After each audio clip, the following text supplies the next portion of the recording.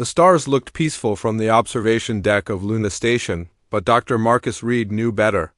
Behind those distant lights, wars raged across the galaxy. Species fought species in endless conflicts that had consumed civilizations for thousands of years. Earth had watched it all happen, and Earth had chosen to stay hidden. 50 years ago, humanity had built their first faster-than-light ship. The world had celebrated, thinking they would soon meet alien friends among the stars. Instead, they found only death and destruction. Every signal they intercepted told the same story. The galaxy was a battlefield where the strong destroyed the weak, and peace lasted only as long as it took someone to build a bigger weapon. The Global Defense Council had made a hard choice. Earth would develop in secret. They would build colonies on empty worlds, far from the fighting. They would watch and learn, but never reveal themselves. It was the only way to survive. Marcus stood before the massive communication array that monitored signals from across the galaxy. His team of scientists worked around the clock, translating alien languages and tracking the movements of countless fleets. They called themselves the Silent Watchers, and they had kept Earth safe for half a century. "Doctor, you need to see this," said Dr. Amy Foster, his lead communications specialist. She looked worried as she handed him a datapad. "We've been tracking increased chatter from the Galactic Collective. They're talking about something called the Silent Builders." Marcus frowned as he read the translated messages. The Collective was a loose alliance of over 200 alien species. They fought among themselves constantly, but sometimes they united against common threats. Now they seem very interested in mysterious builders who left no trace except perfectly terraformed worlds. They think someone is secretly colonizing empty planets, Amy continued. Advanced terraforming technology, but no contact attempts. No trade requests, no diplomatic signals. The aliens are getting nervous. Marcus felt a cold chill run down his spine. Humanity had terraformed 47 worlds in the past 30 years. They used advanced ecological engineering to turn barren rocks into garden worlds. But they had been careful to choose planets far from alien territories. They had thought they were safe. "Show me their search patterns," Marcus said. Amy brought up a holographic display of the galaxy. Red dots marked where the collective had been investigating. Green dots showed human colony worlds. Marcus watched with growing horror as the red dots moved closer and closer to the green ones. "They're following our quantum signatures," he whispered. "Every time we use faster-than-light travel, we leave traces. They're tracking us back to our colonies." On the other side of Earth, Commander Lisa Torres received the emergency alert in her office at Global Defense Command. She was in charge of humanity's military forces, though they had never fought a real war. Earth's weapons were designed for defense only, hide, survive, and protect the colonies. That was the plan, but plans could fail. "Ma'am, we have a problem," said her aide, Lieutenant Bob Miller. "Long-range sensors are picking up massive fleet movements. The collective is assembling ships from 12 different species. They're heading toward the outer rim." Lisa studied the tactical display. The alien fleet was huge, bigger than anything humanity had ever seen. Hundreds of warships from dozens of different civilizations, all moving together toward empty space. Empty space that was only 3 jumps away from humanity's newest colony. "How long until they reach New Terra?" she asked. 6 months, maybe less if they push their engines hard.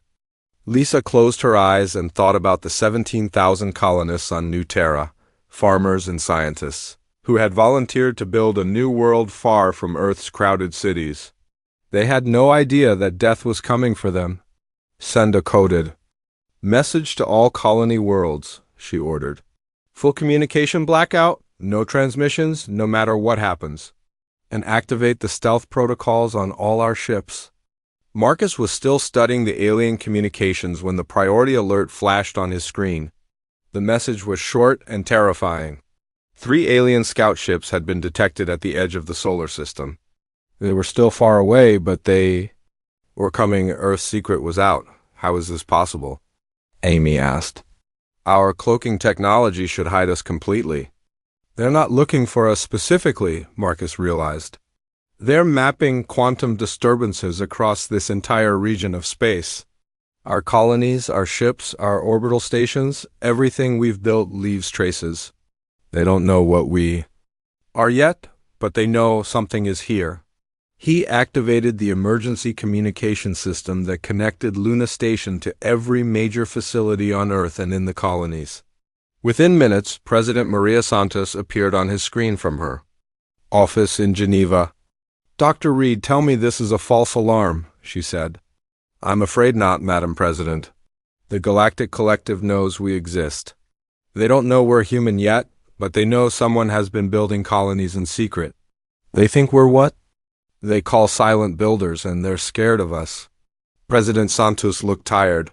She had spent her entire political career managing Earth's secret expansion into space. Now that secret was becoming humanity's greatest danger. "How scared?" she asked. Marcus looked at the latest intercepts. The alien messages spoke of ancient fears and old enemies, species that had hidden in the darkness before emerging to conquer entire sectors of the galaxy. The collective had seen this pattern before, and they were determined not to let it happen again. "Scared enough to unite their enemies against us," Marcus said. "Scared enough to declare us a threat to all galactic life." The three alien scout ships moved deeper into the solar system, their sensors probing for any sign of the mysterious silent builders. They found nothing. Earth's cloaking fields were too good, and humanity's orbital stations were hidden behind layers of stealth technology, but the aliens were patient. They began a systematic sweep of every planet, every asteroid, every piece of space debris. They were looking for technology, for structures, for any proof that someone was hiding in this system. Commander Torres watched their progress from her command center. Earth's defensive systems were already tracking the alien ships, preparing to fire if they came too close. But firing would reveal Earth's location and confirm the aliens' worst fears. "What are your orders, ma'am?" asked Lieutenant Miller. Torres stared at the tactical display. 3 small ships against all of humanity's secrets. She could destroy them easily, but their destruction would bring the entire collective fleet down on Earth's head. "We wait," she said, "and we pray they don't find us." But deep in her heart, she knew the waiting was almost over. Earth had stayed silent for 50 years, hidden among the stars while the galaxy burned around them. Now the galaxy was looking for them, and silence would no longer be enough. The age of hiding was ending. The age of war was about to begin. The alien fleet arrived 3 months later, appearing at the edge of the solar system like a swarm of metal locusts. Admiral Keth of the Draken Republic commanded the flagship, a massive vessel that dwarfed anything humanity had ever built. His orders were simple: find the silent builders and determine if they posed a threat to galactic peace. From his command bridge, Admiral Keth studied the scanning reports. This system looked empty, but his scouts had detected quantum signatures consistent with advanced technology. Someone was hiding here, and hiding meant they had something to fear. "Begin standard first contact protocols," he ordered his communications officer. "Broadcast on all frequencies. Let them know we come in peace." The message went out in 17 different languages, carried by powerful transmitters that could reach every corner of the solar system. It was a simple greeting, an offer of friendship between civilizations. But no answer came back. On Luna Station, Dr. Marcus Reed watched the alien transmissions with growing dread. The collective fleet had sent peaceful messages, but they had also deployed sensor drones throughout the system. They were mapping everything, looking for any sign of hidden technology. "Should we respond?" asked Amy Foster. "They seem friendly enough." Marcus shook his head. "Look at their fleet composition. Those aren't exploration ships. They're warships disguised as diplomatic vessels. The moment we reveal ourselves, they'll know exactly what we are." He was right to be suspicious. General Voss of the Hegemony. Military command watched the proceedings from his own ship, hidden among the diplomatic fleet. The Hegemony was the most militant faction within the collective, and they had pushed hard for this mission. They believed the silent builders were a threat that needed to be eliminated before they could strike. The locals are refusing to communicate, reported his intelligence officer. Either they're primitive and don't understand our signals, or they're hostile and planning an attack. General Voss studied the tactical displays. The system's defensive posture was all wrong. No visible weapons, no patrol ships, no communication arrays. It was too quiet, too perfect. In his experience, civilizations that hid this well were usually preparing for war. Deploy the full sensor grid, he ordered. I want to know what they're hiding. The collective's advanced sensors began their deep scan of the solar system.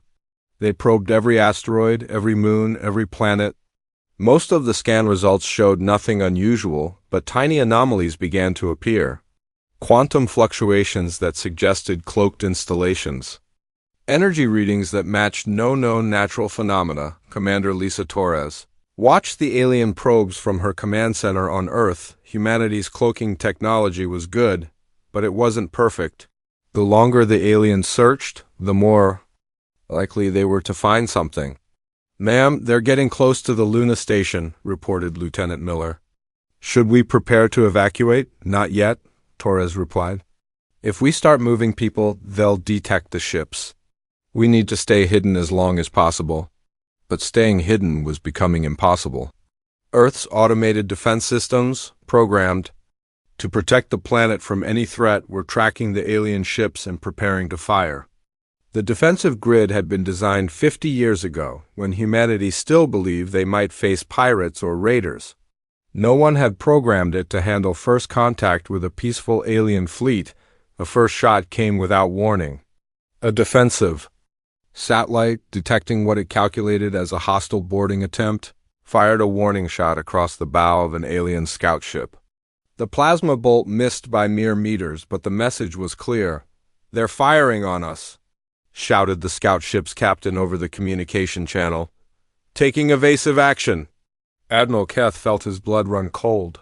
The silent builders had just revealed themselves as hostile.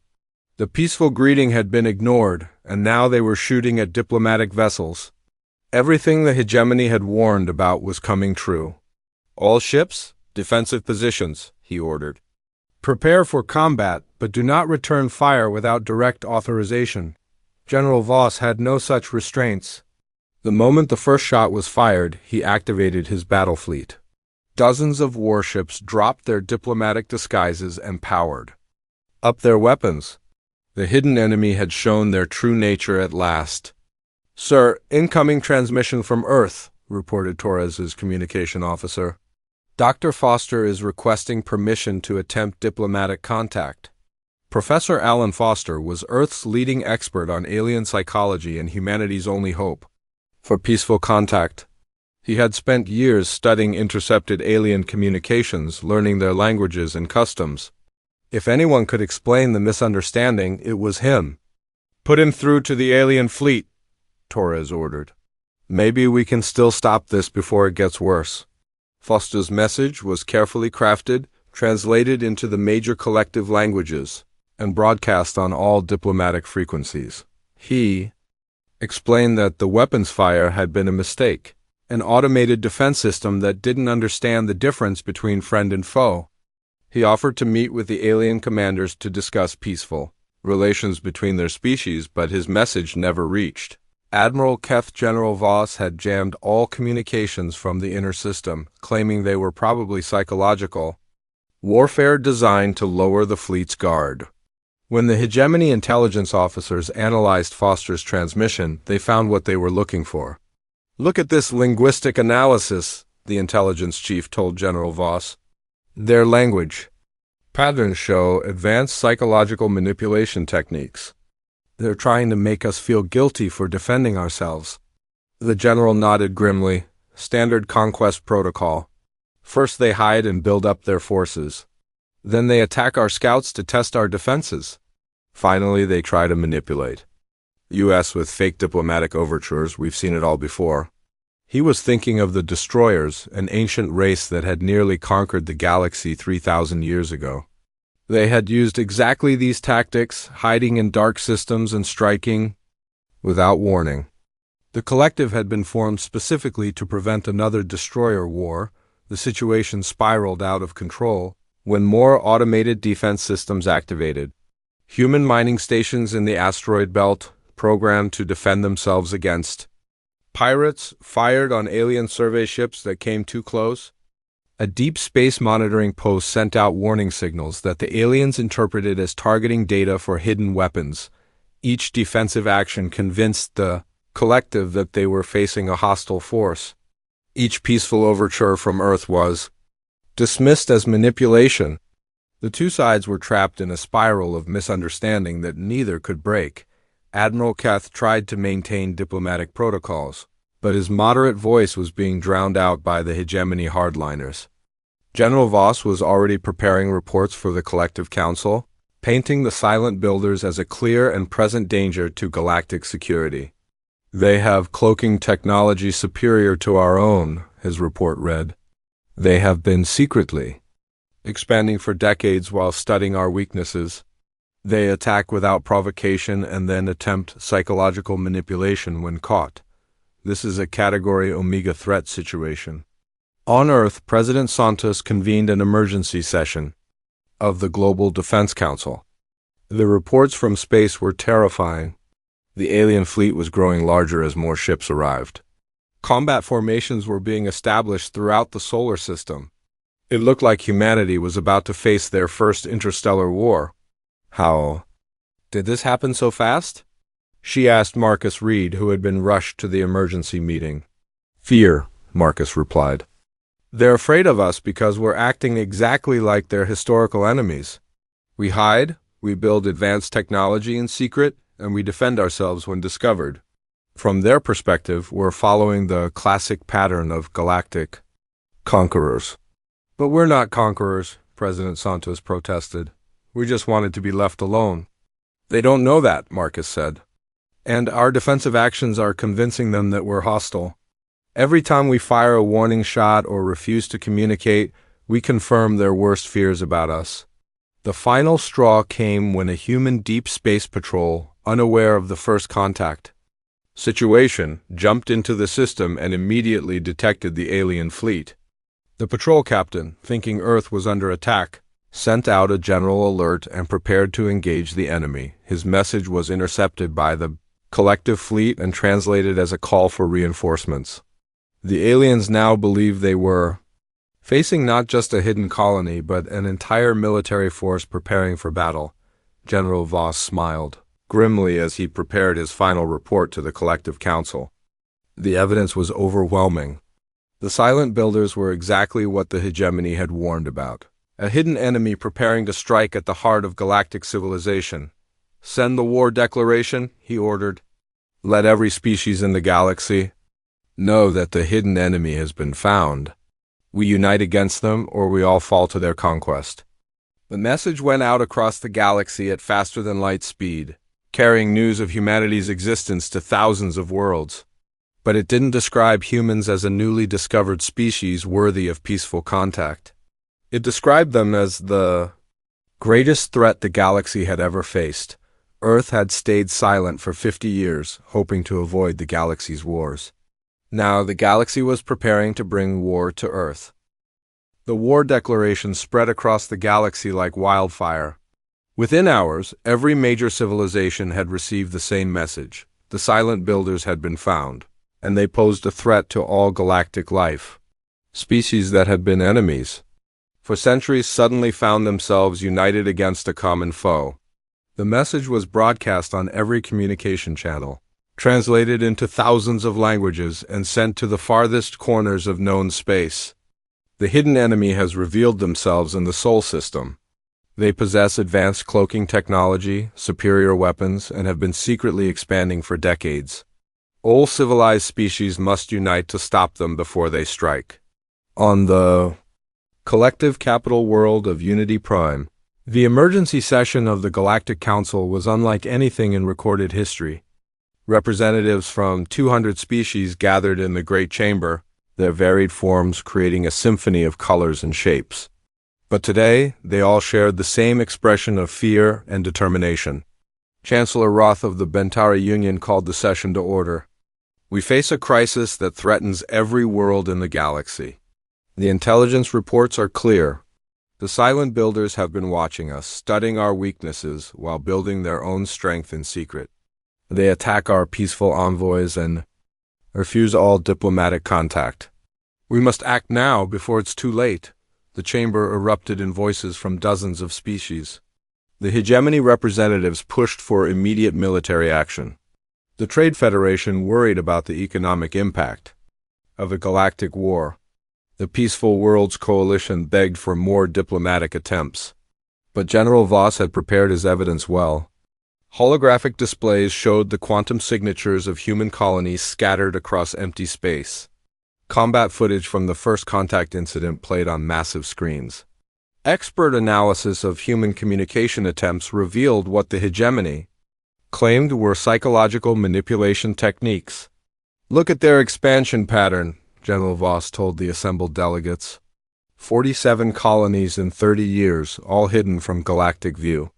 They choose systems far from our trade routes and patrol zones. This is not peaceful expansion. This is strategic positioning for conquest. Ambassador Tiaran of the Peaceful World stood up, her crystalline form glowing with agitation. "We've seen this before. Fear and misunderstanding leading to unnecessary war. Have we tried to truly communicate with them? Have we offered them peaceful integration into galactic society?" "We tried," Admiral Keth reported sadly. "They fired on our diplomatic vessels and ignored our peaceful overtures. Every attempt at communication has been met with hostility or silence. What the collective didn't know was that on Earth, President Maria Santos was facing the same kind of emergency session. The Global Defense Council had been in continuous session for 3 days, trying to figure out how to respond to the galactic threat. "They're calling us the hidden enemy," reported Dr. Reed, who had been monitoring alien communications around the clock. "Every species in the galaxy now believes we're planning to conquer them. The fear is spreading faster than we can counter." The council chamber was filled with Earth's most important leaders, military commanders, scientists, diplomats, and political figures, all struggling with the same impossible question. How do you prove you're peaceful to people who are already convinced you're dangerous? "We need to make contact," insisted Professor Alan Foster, Earth's chief diplomatic expert. "Real contact, not just radio messages. We need to get someone face-to-face with their leaders and explain the truth." General Patricia Wong, commander of Earth Space Forces, shook her head. "It's too late for that. They have over 3,000 warships heading toward our colonies. They're not coming to talk." President Santos looked exhausted. She had spent her entire career trying to keep Earth safe through secrecy. Now that secrecy was the very thing that made them look dangerous. "What are our options?" she asked. "We can try to run," suggested Dr. Foster. "Evacuate the colonies, retreat deeper into empty space, hope they lose interest in chasing us." "And leave them thinking we're still out there, still a threat?" Wong countered. "They'll never stop hunting us. Our children will inherit a galaxy that sees them as monsters." "Or we can fight," said Admiral Tom Bradley, the oldest member of the council. "We've been preparing for this possibility for 50 years. Our technology is more advanced than theirs. We could win." "At what cost?" President Santos asked. "How many billions die in a galactic war? How many worlds burn while we prove we're not conquerors by conquering them?" The debate raged for hours, but it was interrupted by an urgent message from Captain Rick Barnes, commander of the UES Defiant. His ship had been on a routine supply run to the colony of New Geneva when the crisis began. Now he was requesting permission to attempt direct diplomatic contact with the collective fleet. "Sir, I'm at the neutral station Alpha Centauri. There's a mixed group of alien species here, traders and diplomats from worlds that aren't fully committed to the war. If I can talk to them, maybe I can convince them that we're not a threat." President Santos saw a glimmer of hope. "Do it, Captain, but be careful. You may be our last chance for peace." Captain Barnes approached Alpha Centauri. With his ship's weapons powered down and his communication systems broadcasting peaceful intentions on all frequencies. The station was a chaotic mix of alien vessels, some preparing to join the war effort, others trying to flee to neutral space. His arrival caused immediate panic. The moment the human ship appeared, half the alien vessels at the station powered up their weapons. Emergency broadcasts filled the communication channels as station control tried to maintain order. Unknown vessel, this is Alpha Centauri Control. You are in violation of galactic security protocols. Identify yourself immediately. This is Captain Rick Barnes of the United Earth ship Defiant, he replied.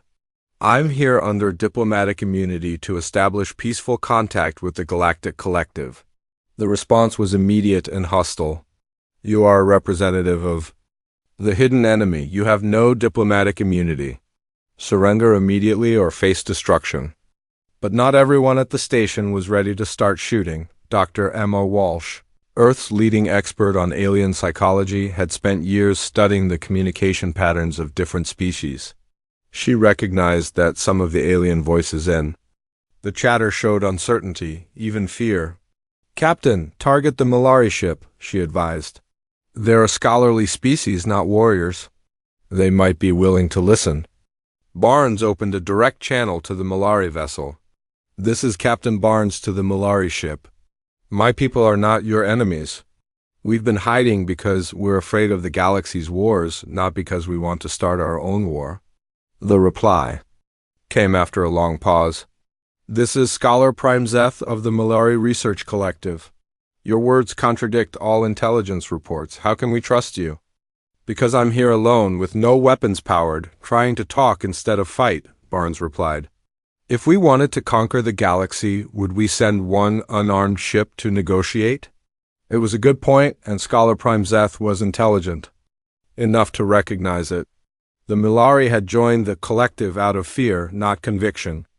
They were a peaceful species themselves, and the idea of a galactic war terrified them. Meet me in Conference Room 7, Zeth finally said.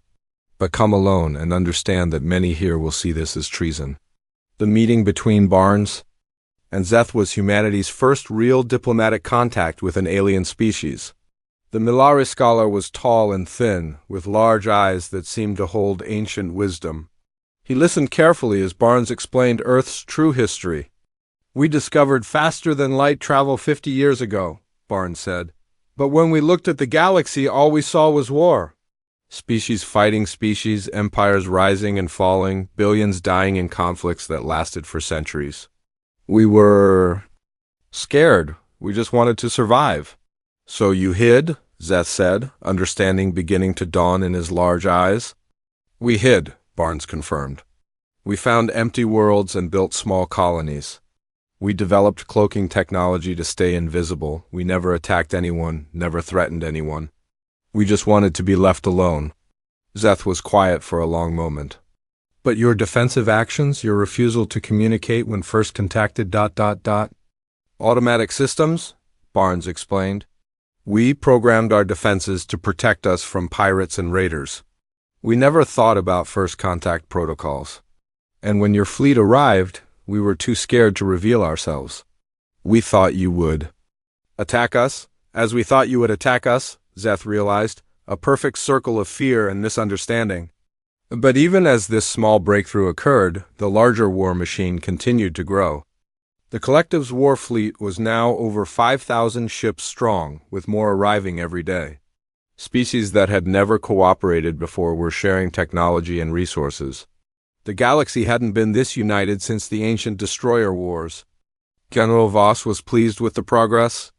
The fear of the hidden enemy had accomplished what centuries of diplomacy could not. The galaxy was finally working together, and they would crush this threat before it could grow stronger. Begin Phase 2, he ordered. Full assault on the outer colonies. We need to test their defenses and force them to reveal their true capabilities. The order went out to attack fleets positioned near human colonies. The war that neither side wanted was about to begin in earnest. On Earth, President Santos received the news with a heavy heart. The diplomatic mission had failed. Captain Barnes was stranded at Alpha Centauri, and the collective fleet was moving to attack human colonies. Issue the order, she told General Wong. All colonies are to activate full defensive protocols. If they want a war, we'll give them one. The age of silence was over. The age of war had begun.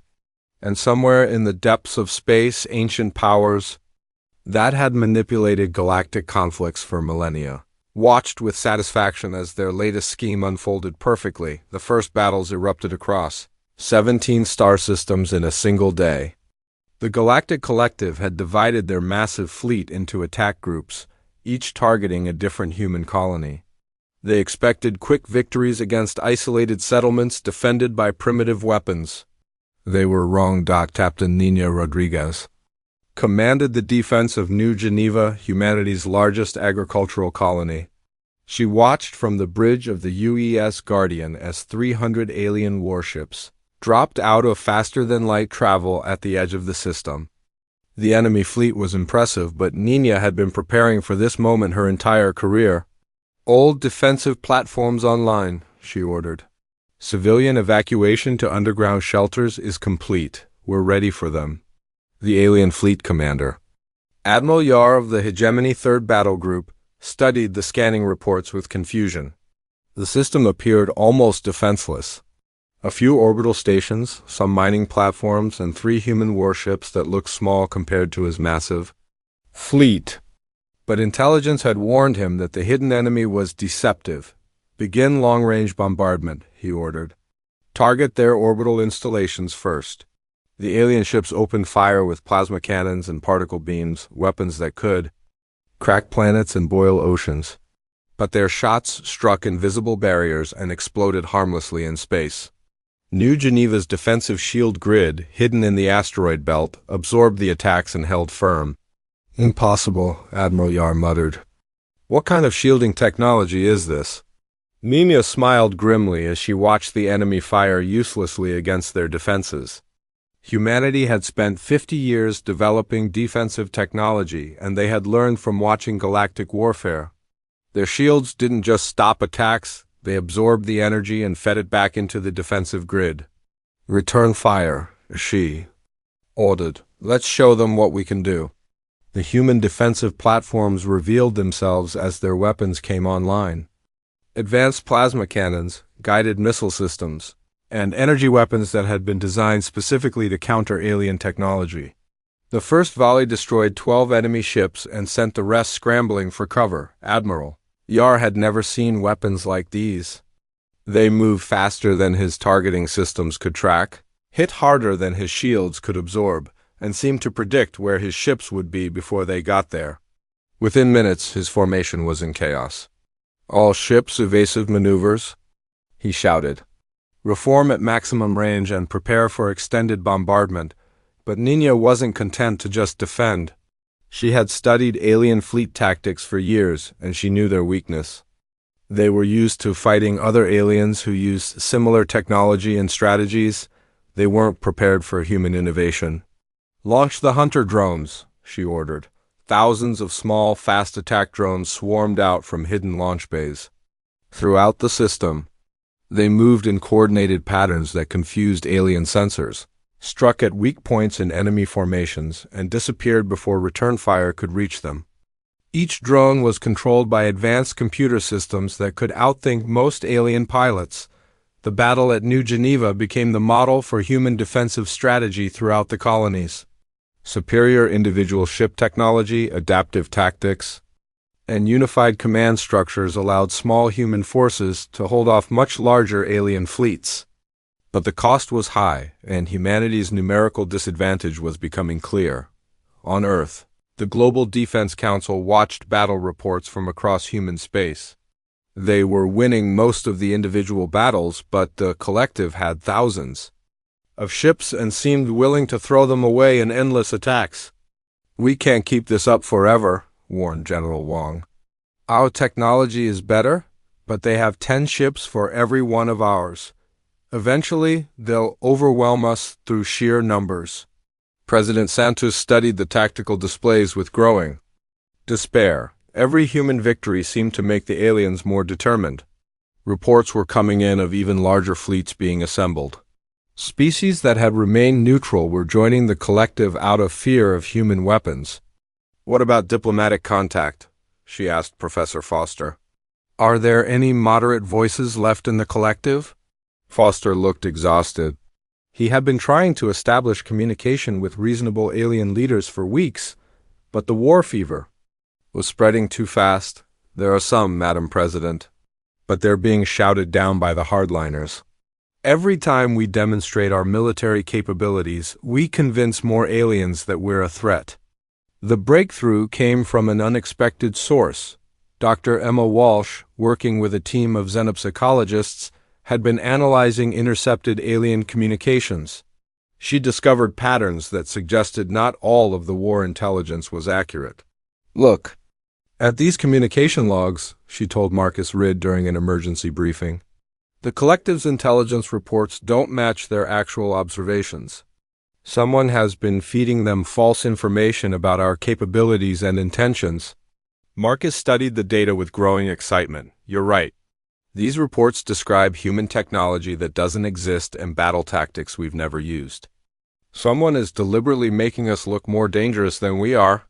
The investigation led them to discover traces of a third party in the galactic communication networks. Ancient quantum signatures that didn't match any known species. Someone had been manipulating the intelligence data on both sides, feeding false information to both humans and aliens. The architects, Marcus breathed. The intelligence files mention them. An ancient species that disappeared thousands of years ago. But what if they didn't disappear? What if they've been hiding, manipulating galactic conflicts to keep any single species from becoming too powerful? Dr. Walsh's team worked around the clock to trace the manipulation back to its source. They found evidence of architect interference in dozens of historical conflicts. Every time a species seemed ready to unite the galaxy in peace, mysterious intelligence reports would surface, ancient fears would be awakened, and war would break out. Meanwhile, Ambassador Thomas Chun had finally managed to establish contact with moderate collective leaders on the neutral world of Haven. The meeting was secret, arranged through Scholar Prime Zeth and other aliens who were beginning to question the war. We never wanted this conflict, Chun told the assembled alien diplomats. We hid because we were afraid of your wars, not because we wanted to start our own. Admiral Keth, representing the moderate faction within the collective fleet, listened carefully. He had been troubled by the escalation of the conflict and the refusal of his superiors to consider peaceful solutions. Your defensive capabilities suggest otherwise, he said. No peaceful species develops weapons like yours. We developed them because we were scared, Chun replied. We watched your civilizations fight for centuries. We saw entire species destroyed, in wars that lasted generations. We built defenses because we thought someday the fighting might reach us. The meeting was interrupted by urgent messages from both fleets. Dr. Walsh's team had finally located the source of the manipulated intelligence.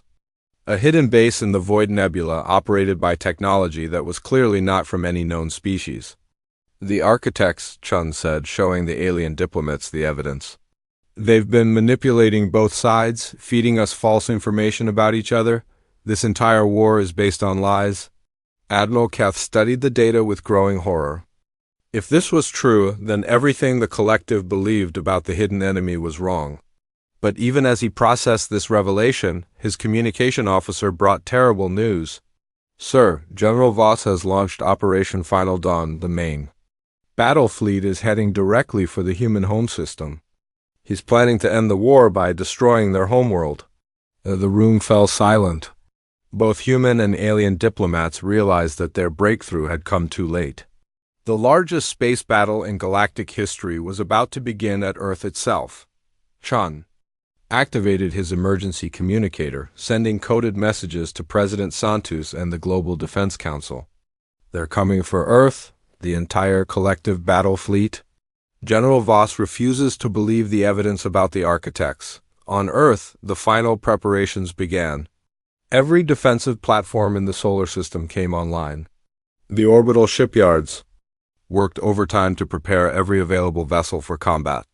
Children were evacuated to underground shelters while their parents prepared to defend their homeworld. Commander, Torres stood in the main command center, watching as thousands of alien ships appeared at the edge of the solar system.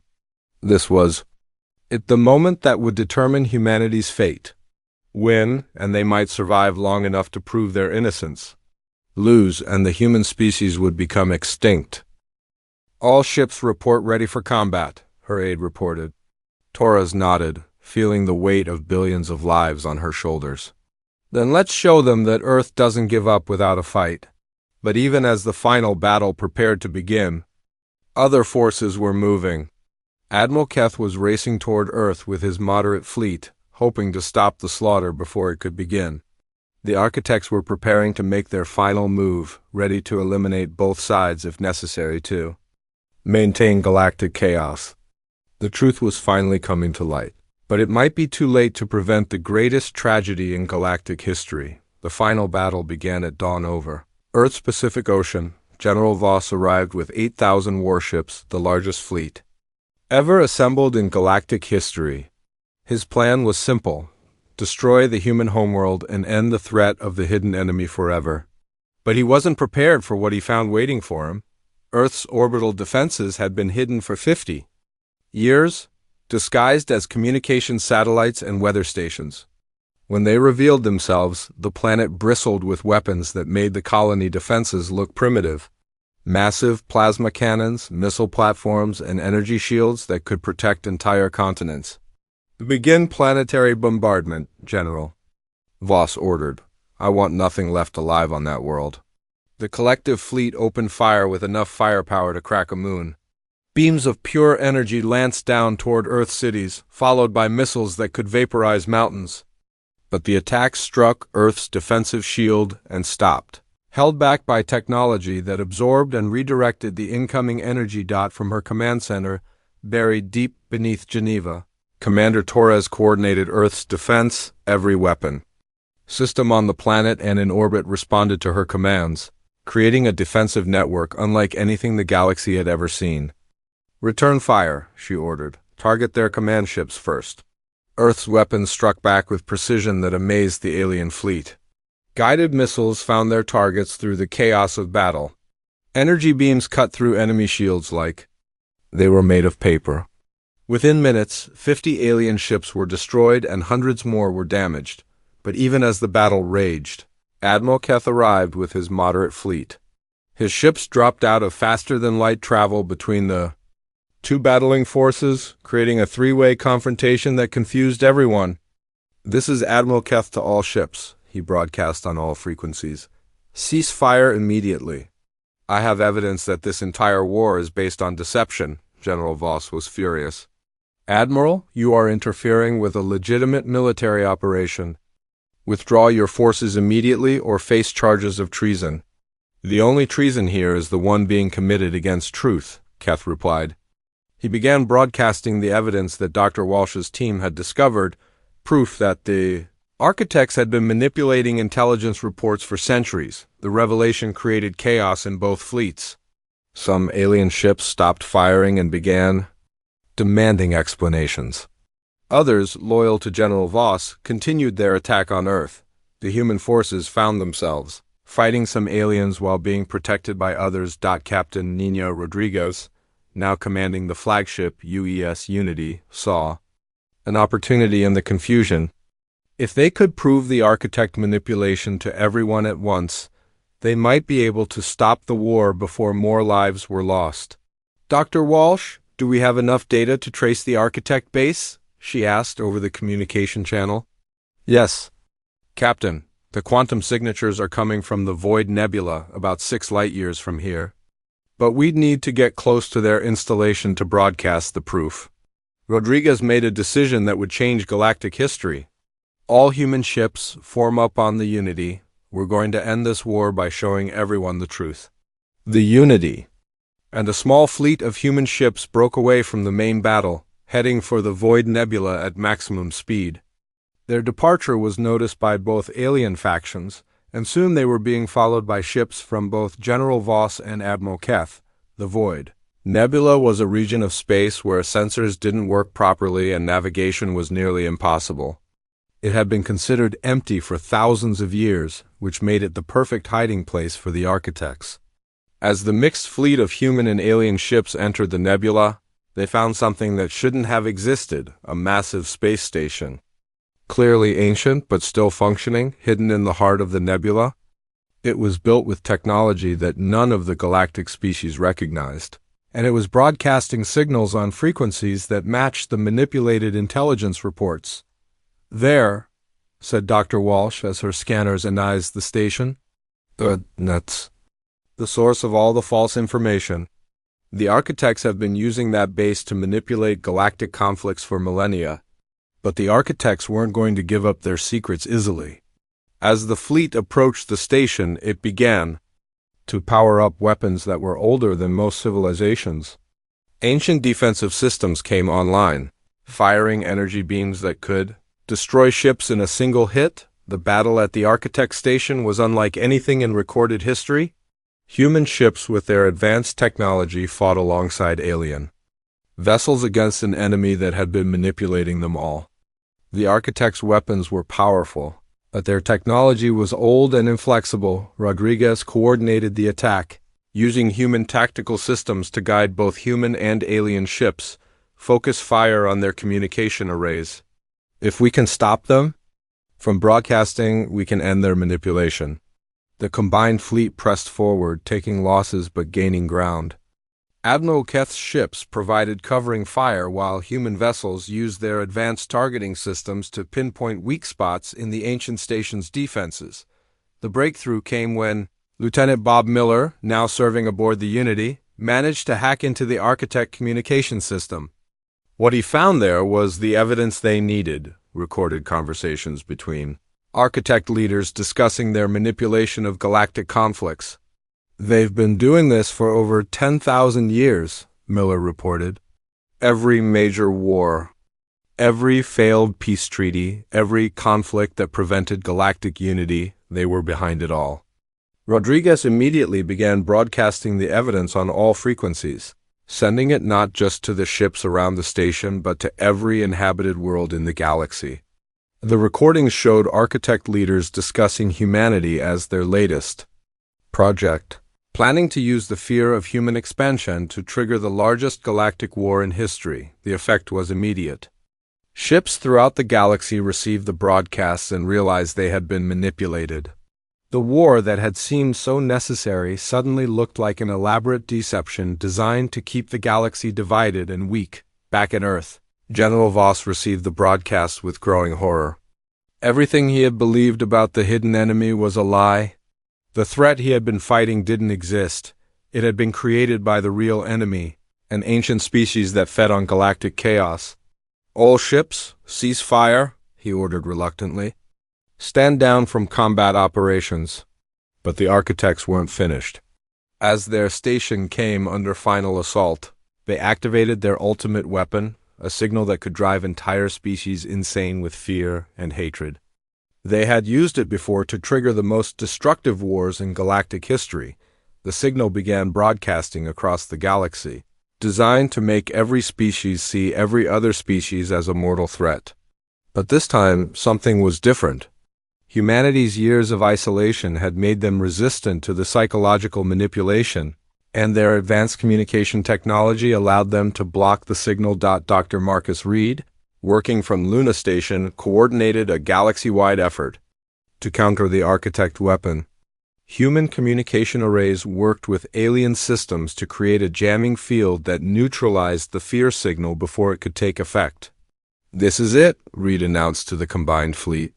"We end the architect threat now, or they'll start another war somewhere else."